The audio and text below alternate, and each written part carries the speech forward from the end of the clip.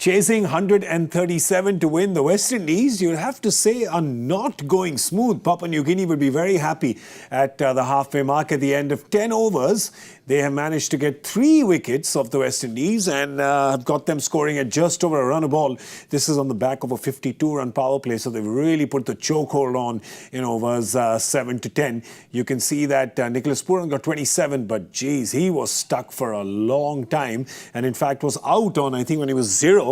But Papua New Guinea didn't review it. It was all 3 reds if they had reviewed it. There was a rain break as well, but yeah, they're back on course.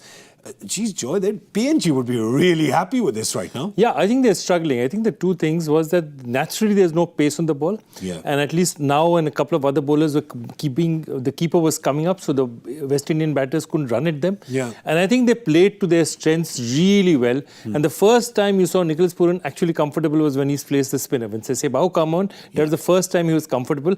I think Papua New Guinea, within their limitations, have bowled beautifully today, especially now. Yeah, there was when the last over of the power play, when the spinner came, Nicholas Pooran attacked him down the wicket.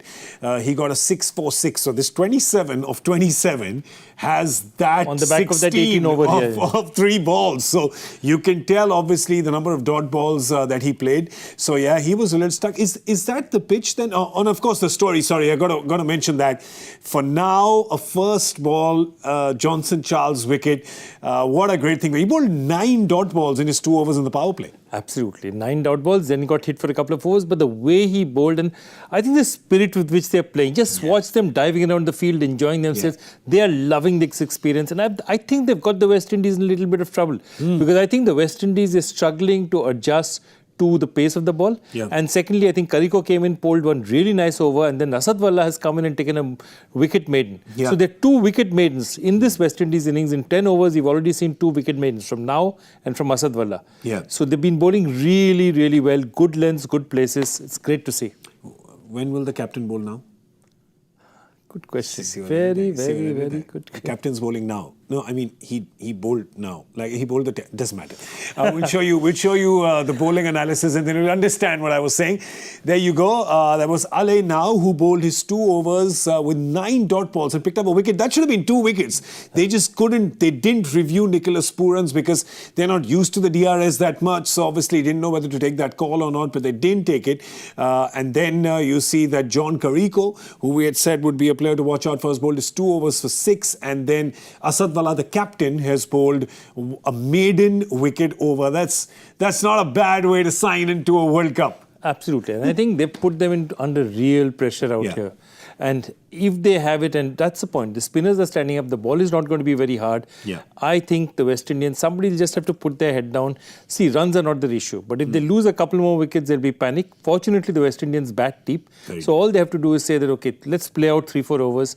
The run rate's not too much, and then we'll go for it. They need about 7.5 in the back 10, which for West Indies should be a walk in the park. But and of course, given the fact that they have a really long batting lineup today, they have their captain Robin Powell, who is at the crease right now.